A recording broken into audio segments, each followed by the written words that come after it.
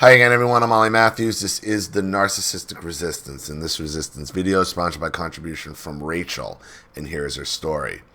Dear Ollie, I've hesitated to write to you for some time now. I'm confused. I think I might be too young to be able to fully explain what I've been through, and too naive to fully understand it all to begin with. Hi, my name is Rachel. First name only, please. I know you'll probably Google me, but I'll tell you anyways. I'm 22 years old and I grew up on the big island of Hawaii, and I'm currently finishing up college on the ninth island, Las Vegas, Nevada. I know you're from the East Coast, Ollie, so if you and your viewers might not know, there are 8 inhabited Hawaiian islands, and Hawaiians love gambling. No joke.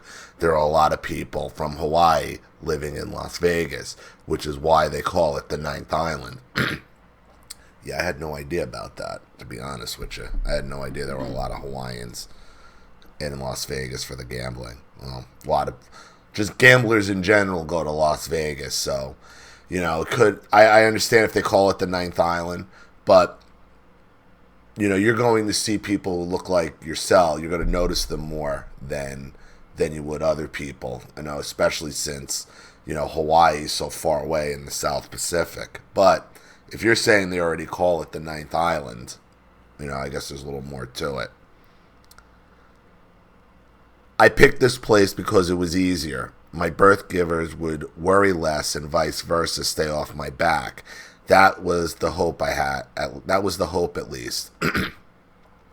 I will say that it is far enough away where I feel like I'm able to regain some resemblance of sanity back if I had any. The anonymity is something I never experienced growing up in my small communal town where less than half the number of people who attended my college live. As a kid, I never got along with my parents, my little sister, or anyone else in my family for that matter. My paternal great-grandmother, who in many ways was the only mother I knew who loved me, was the only one who I felt really knew who I was, though she hasn't been with us since 2005. I was a pretty normal local kid when I was little.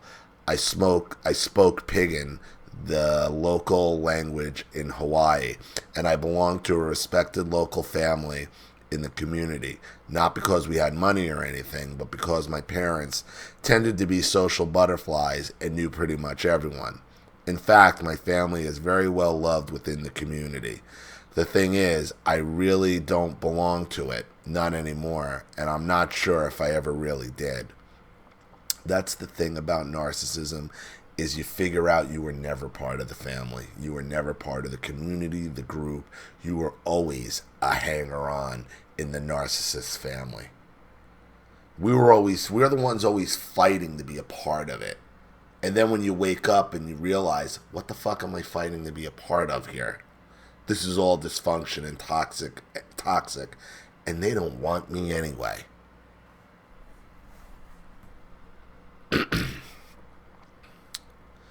The thing about me is, I look very different from my people back home, and I look nothing like my parents. My dad is half Portuguese, half Hawaiian, Filipino, Puerto Rican, Chinese. That means dark skin, dark eyes, black curly hair. My mother is half Japanese, half Caucasian, and has lighter skin that tans very well and straight brown hair. She looks Japanese, so she fits in Hawaii, even though she is originally from the mainland continental U.S. My main feature, at least according to everyone else, is that I'm white. I stand out in a crowd back home until they hear me speak Piggin, of course, but I can't. But I never seem to get the comment. I would never have guessed you were a local. Also, I have light brown curly hair, which leads us to the list of my immediate family's favorite nicknames for me. Hello-y girl, meaning foreign or white girl. Sometimes just plain white girl. The mailman kids, Natty Dreads, Raggedy Ann, that Holy kid, and my father's name, Weird Daughter. So once again, we have another non-white culture that is obsessed with labeling different. Are you in the culture or not? Based on skin, based on race, and you're not worthy enough because you're too white. Another culture doing it. White people are the racists, though, right? It's white people.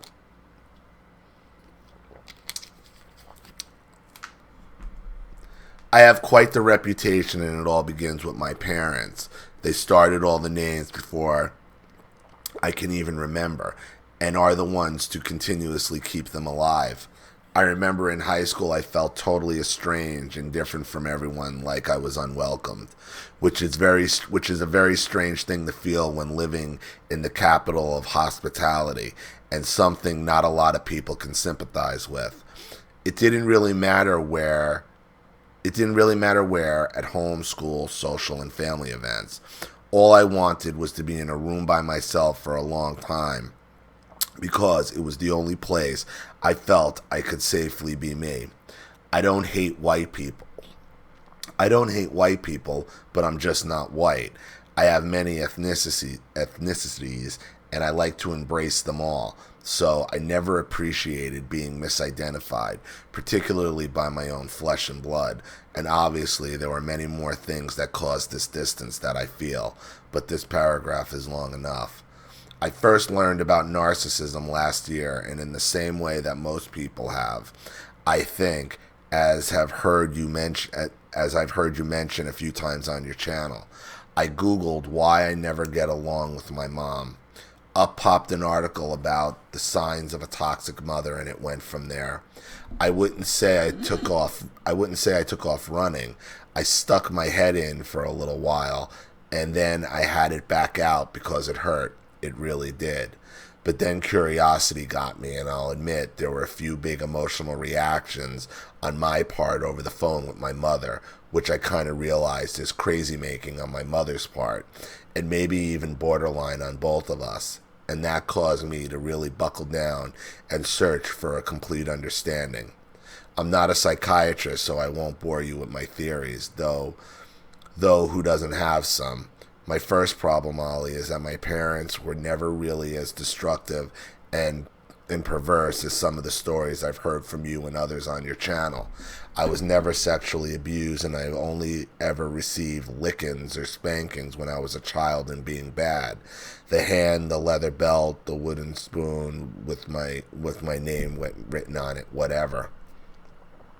And I remember the day it stopped because my mother had slapped me across the face for talking back or something, and she was threatening to backhand me, and I told her if she did it again, I hit her back. Let me tell you something, Rachel. If you're getting to the point where you're telling your parents, if you put your fucking hands on me, I'm gonna hit you back, you were abused. Period. If you gotta tell your fucking parents not to put their fucking hands on you, you were abused. If there's a wooden spoon with your name on it, that's abuse. It's physical and psychological. It's abuse. There's a reason why you looked up why I don't get along with anybody. There's a reason why toxic mothers is ringing a bell for you. It's abuse.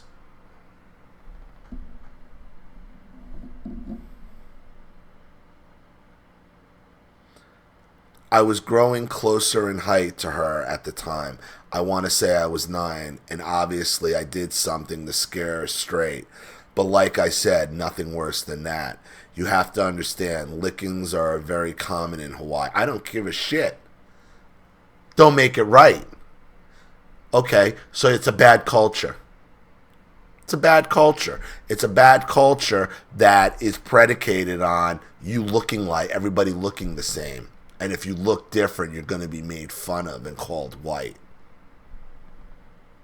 Just because it's common in the culture doesn't make it right. It makes the culture fucked up.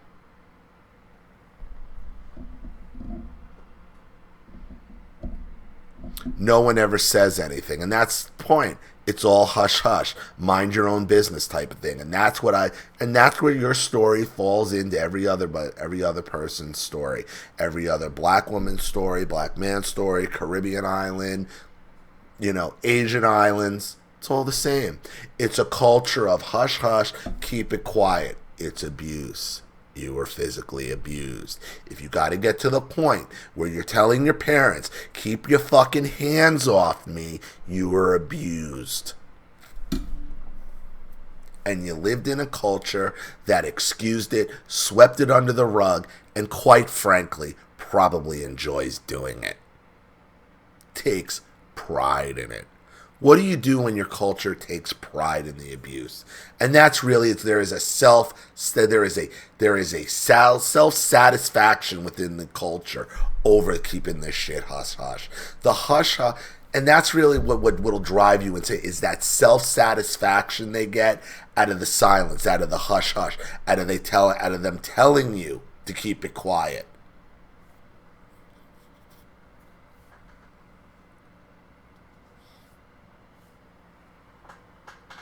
There was never any sense of complaining about it. Even kids younger than you would tell you just to suck it up.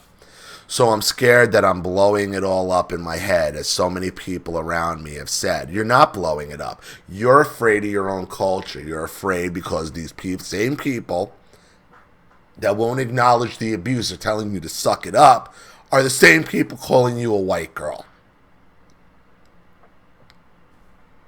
Right? They're the same people making you feel uncomfortable about your skin color, about your ethnicity, all of it. The same people telling you to sweep it under the rug. It's an abusive culture.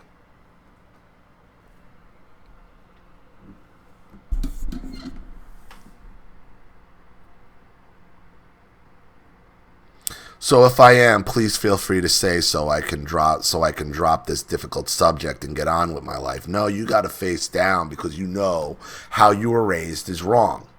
And you'll never be able to accept how you were raised. You will never be able to gaslight yourself and lie to yourself enough to say, no, this is normal, it was all okay. It's not okay. You know better. You know better. And your fear is if you start talking like this and start calling it out, they're going to call you a white girl even more and ostracize you even more. You're already ostracized, Rachel. And you've already your subconscious is already telling you, okay, because you're looking this up and you're writing to me, is telling you this is unacceptable and this needs to change. This is not going to go away. I come from a community that has told me countless times not to talk about these issues, not to talk badly about the family, and to love them unconditionally as they love me in their own way. In their own way. They always love you in their own way. This is exactly what I was telling you about it. This is exactly, they get off on the silence. It's the self-satisfaction in telling you this shit. Because it's abuse. They're abusing you when they're telling you this. They are still my mother, still my father, and I only get one of each. That they are trying their best, and they have always been trying to give me the best that they could. And I just did a video on this. The narcissist always does, quote unquote, the best they could. Bullshit. Bullshit. This is the self-satisfaction they get out of telling you to suck it up.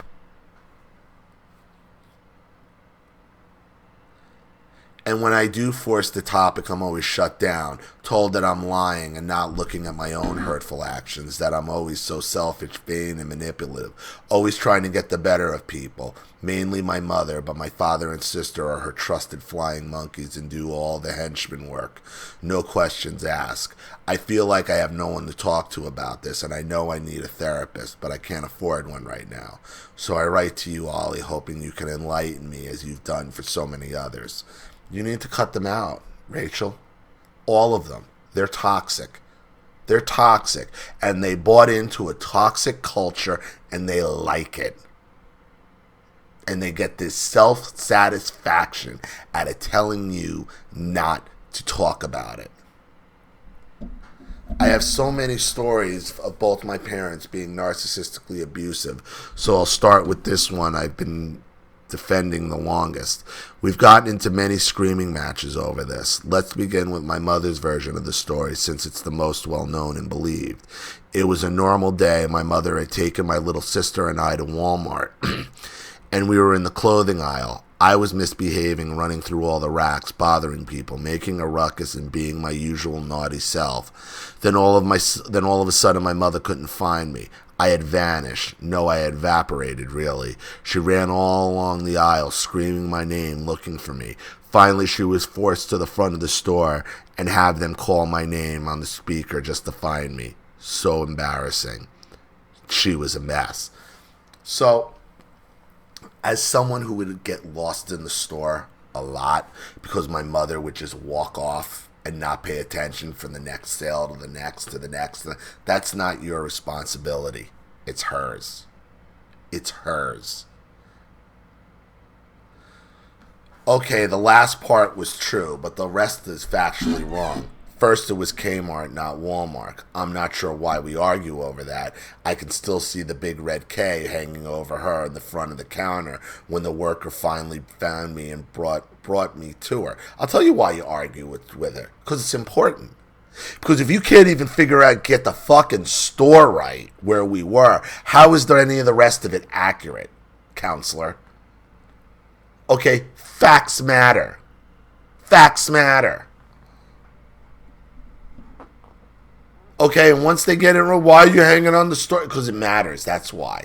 Because if you don't even know where the fuck you were, how do you know? How could you possibly tell anybody what the fuck happened? Whether I was being naughty is debatable. I don't remember exactly how I was acting. I was around 5 or 6, and I distinctly remember trying to play hide and seek with my little sister, and I hid in the clothing racks. I then remember my mother saying, "Rachel, if you don't come out of there, I'm going to leave you behind." And when I hid for a few more seconds and I'm waiting for her to find me, and she didn't, I finally stepped out, and guess what happened? My mother was nowhere to be seen. I called to her. I even looked to some ladies close by to see where she was. Then I couldn't find her. I went to the toy aisle and I figured she'd find me there. That's when the Kmart worker found me. And when I was finally being reunited with my mother, she was a mess, bawling, makeup running down her face, her glasses fogging up, with another Kmart worker patting her on the back. My sister was sitting in the cart. I don't remember what happened after when we got home, but I can imagine. Right, it was a histrionic show she put on. What bothered me most about the story was not the transgressions that occurred growing up. I never really begrudge anyone for it. It just happened. What truly made me resentful and angry was that my mother never tried telling her version of the events. She'd tell it to the family and close friends, out in public at a party or something, anywhere to anyone who'd listen. She loves to talk, always highlighting how awful and deviant a child I was, that I only made things more difficult for her. Always carefully mentioning how she never had to put up with any of that crap from my sister. I mean, there are worse stories than this, but I could go on forever, so I guess I'll leave it at this. What I truly need, Ollie, is advice. I have all this resentment inside of me, from my parents, their parents, my sister, and most of all me, because I see my part in this mess and I have regrets. I know you will tell me to go no contact, and I've been preparing for that just in case I need to emergency evacuate the family. But I needed to keep contact this last year because I relied on my parents' sign-off to be able to take out college loans due to my youth and lack of credit, which I plan to pay all back myself. It's been an agreement since the beginning, and that's how I wanted it. Though it never stopped my mother from being able to use the line, "You're taking out loans in our name, so I think we deserve XYZ." What I really want is to be able to graduate and move home with my boyfriend so we can find a house and settle down to focus on our potential careers. I wouldn't plan to live in my hometown, probably the town on the opposite side of the island, to prevent my mother from showing up every day. But now I think that idea is stupid, and I'd just be setting myself up for more abuse. Abuse that I, as a newly formed adult, no longer have the patience for. I don't want to stay in Vegas. It's very hot here. But then where do I go? Wow, I really sound like a motherless, lost little puppy. You don't have to answer that, but anything else you say would be greatly appreciated. Thank you for all you do on your channel, Ollie. I hope my story can be helpful in some way too. Sincerely, Rachel. Well, Rachel, you don't have to live in Vegas and you don't have to live in Hawaii. It's a big country. You can live anywhere you want. If you want to live where it's warm and not hot, there's other parts of the country. Texas, parts of Florida, even South Florida. I mean, it's hot here in the summer, but it's not oppressively hot. It's humid. It's probably a lot like Hawaii, to be honest with you. If you want to go no contact, then go no contact. Okay, but none of this is going to change. They're too culturally involved. They're too far in. And understand something. Understand why your mother has been tearing you down the whole time. Because you're whiter than everyone else. So because you're whiter than everyone else, in the culture, by proxy, your mother's friends probably think your mother thinks she's better than them because of this white child. So what your mother does to be able to pump up her own status is shit all over her white-looking child for everybody. That's why she keeps telling that horrible story to anybody who'll listen. That's why she'll tell anybody who'll listen what a horrible, bad child you were, when it just sounds like playing hide and seek in clothing racks at 5 and 6 with your sister is what a 5 and 6-year-old does in a store. That's normal. That's normal. But I'm going to tell you this. None of this is going to change, Rachel, with your family until you cut them out. Why? Because they resent you. They resent you for being white, for looking white. Okay? Because within the culture, whether it was your friends, the kids at school, or your family, you're always being pointed out for being the misfit, for being white.